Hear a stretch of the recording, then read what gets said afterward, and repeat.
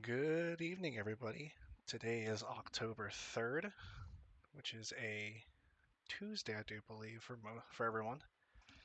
And this is the Educated Guest podcast, where we talk about topics on education and our own experiences with it or how it's impacted onto others. Tonight's topic is going to be talking about a little activity I did in class called a data dig, which I'll get more onto that in a little bit, along with a view into UDL guidelines and what it kind of means to me and what I've learned in a section of my integrating technology class, which is going to be just gotta pull up my notes from that day. I do apologize, it's gonna be a little quiet for a second. Still kind of new to this, enjoying it a lot, kind of being able to just kind of voice my opinions and thoughts out there and kind of just throw them into the void a little bit. Maybe I should have been just a little bit more prepared, and I do apologize for that. But so the data dig is essentially where you kind of like look into yourself and see what you can find online. And I don't know if it's unfortunately or fortunate, there's not too much of me online from using sites like True People or VerifyMe.com. Because even if you do like the unpaid versions, even though they're paid sites, you can see like basic information, some basic websites like popular ones like Facebook or Instagram or even TikTok. And funnily enough, for Facebook, it pulled up stuff like I had to dig for this now, mind you, that I pulled up all three of my Facebook profiles, but it had no current information. Two of them are dead profiles. They've been not used since like 2005 and 2013 respectively, just because I was using different emails and passwords and just kind of didn't use it at all back then. Still don't really use it today, but I have other ways of remembering passwords and getting back to at least my main account. I was found through TikTok on, I think it was Verify Me or Verify People, and it showed a photo which technically isn't even on my TikTok, it's on my Facebook, and it's a very old photo from like 2015 or 17 respectively. It's interesting that I kind of link those two together because I don't have my Facebook and my TikTok linked up together. And of course, I also tried doing just a Google search for my name, my first, middle, last name, my state, and what city I lived in. But even when I went down to the address, I could find public records, but public records still shows me living in a completely different street for some reason. Might because it hasn't been updated on any legal documents like a license or anything like that. But what I mainly found was a bunch of like people with my name, Thomas Mays, that were dead for pages. Nothing on me personally. So it's interesting to see that there wasn't, even though I'm really in, I guess, the uh, social media aspect of things, I'm not too heavy into it anymore. And it's kind of cool to me that I'm not finding too much about myself or nothing that's really like accurate or current to me. Now, I wouldn't have any of these issues at all if I had followed the UDL guidelines specifically for, or not UDL, but I guess online citizenship. I need to change unfortunately, the title on the screen won't be the same, but the title on the YouTube podcast will say the citizenship and data dig. But for citizenship, it's interesting how it goes into it for not only students but the teachers as well. Because as a future educator, we have to be aware of what can be seen online because perception is reality. And so if we have a super private, or not a private, but a super public Facebook that shows us like at bars or partying, or tweets that may not use proper, I guess, not woke, but more politically correct terminology. And for example, for politically correct terminology, it'd be something like back in 2000s, you would say that students are in a special needs class or that they have a mental retardation. Whereas in modern day, it's not really, you don't use that type of terminology. You use a mental deficit, you use a learning disability instead of saying mental retardation. Now, whether or not that's really offensive or not, it's interesting because it's up to everyone individually. I personally don't use that. I go with the more modern terms of like using mental or learning disability or needs a specific or a learning curve or something like that. But back onto online citizenship. So you don't want to be seen as an educator, future or past, using outdated nomenclature or words or posting anything that's insensitive to people because then that could be used against you. And it's been seen many a times in the public where or maybe not necessarily a teacher, I'm sure it's happened, but someone gets canceled for something they said back when they were like 13 with a Twitter or like 18 with a Twitter and they were young and dumb and saying for some of them horrendous things or doing horrendous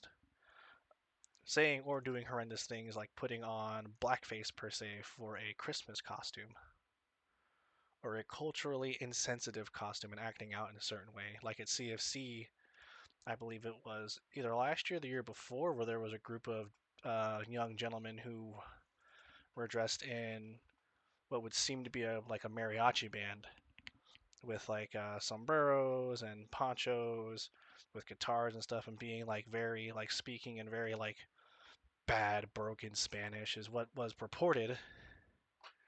No one really had any solid evidence, but that it was deemed insensitive or unempathetic towards Hispanics,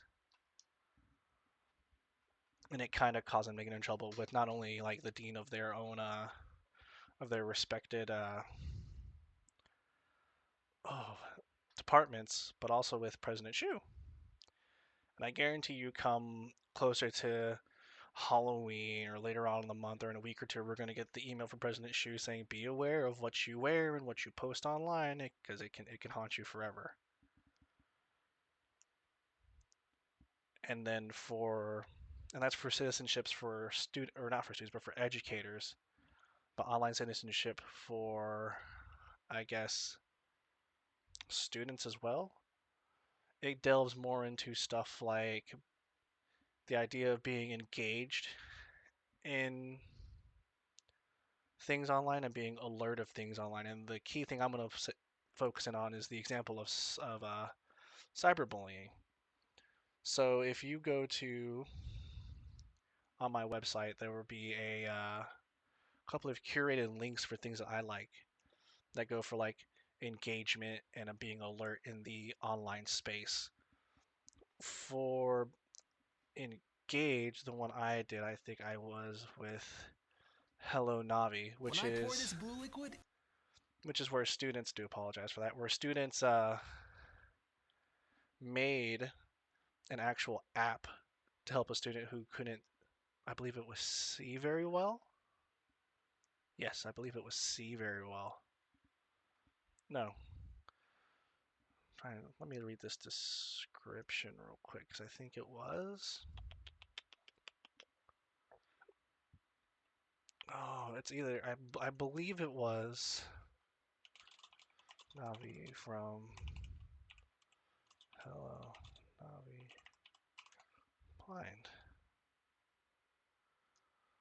blind classmate. Yep, and it was and students made an app to help.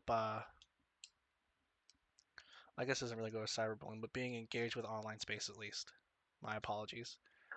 Of where students helped students got together to make an app for a blind student to help him, and that's an online source that anyone can use, and that actually got national recognition from President Obama and is used in some schools. Then switching over to Alert, which also has some engage for cyberbullying specifically. The one that I liked was the Cyberbullying Research Center, which makes people, both teachers and students, aware of what bullying is, what cyberbullying is, what the differences, what are the similarities, and then stories that of those who have been affected by cyberbullying, making more people like alert and aware of what cyberbullying can do to someone. Because bullying can come in many different forms and ultimately hurts people, no matter what. And then on the engagement side of specifically the Cyberbullying Research Center, there is both ways to report cyberbullying. There are webinars, seminars, workshops that are done around the country that you can sign up for and look at and watch that can help teachers and students learn about cyberbullying, what the signs of it are, and how to kind of navigate those waters when it happens in your classroom or you see it happening someone else, how to properly support a person who's going through cyberbullying, or how to maybe get the perpetrator to see it from the victim's point of view and come to a compromise at the very least. Also within the alert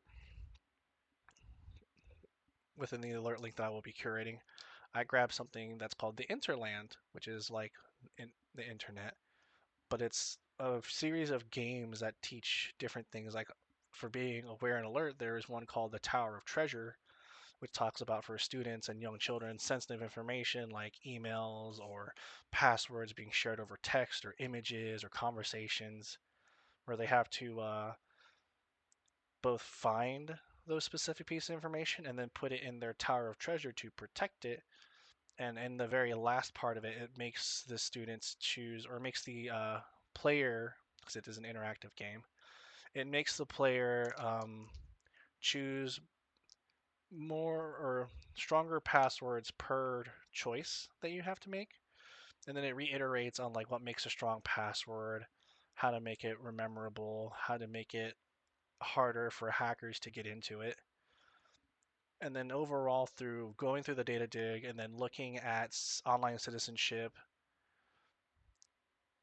also connecting with the UDL guidelines, is that it's made me realize that there are there are many ways to help others and protect yourself from predatory people, from dangerous people, from the evil doers, you could say, of the world who are trying to make not just your life but everyone else's life kind of harder or make things worse. Because I myself have been a victim of things of not being alert and aware of how phishing and scamming can take place. For example, I had my debit card information leaked at some point because I responded to a text message and a phone call specifically the phone call that was that came from a number that looked just like my bank provider, and that they were able to, and I didn't recognize the questions that were on there, and they got to me via text, and they asked me the same questions on text, like saying like, hey, like we're noticing some weird stuff going on with your account. It seemed all very official. And then it went from being more of the online to the, I guess, more personal of the phone call when they called me and quote unquote alerted me of the issues going on with my account. And it was, and I fell for it, hook, line, and sinker. I had to call my actual. I didn't call my actual bank. I went into my local bank to write what was going on, be like, hey, like my accounts, like I didn't make any of these payments. And then when they looked at it, they noticed that like there were charges going on in Europe, charges going on across the states from where I live at. And they're like, yeah, we'll get a report up for this. And the funny thing was, it was like 2 weeks later, they tried the exact same thing, and I just X'd out the number, didn't respond to it, and they called me. And I was not super polite to them because I knew what to look out for at that point. And so it's kind of like the retrospective now that I'm looking back and looking how my personal event that happened via text messages and then phone calls relates to being alert and aware through online citizenship and being able to protect myself. And seeing that it's a very important topic that should be taught and shared with both students and teachers to protect themselves and to help others be protected. And that was Educated Guess on October 3rd. Hopefully this gets updated or uploaded on the night of the 3rd. Who knows, because YouTube likes to take like a long time to scrub videos to make sure there's no inappropriate content in it. But Thank you all for listening in, and my name is Thomas, and I hope you have an amazing night. Goodbye.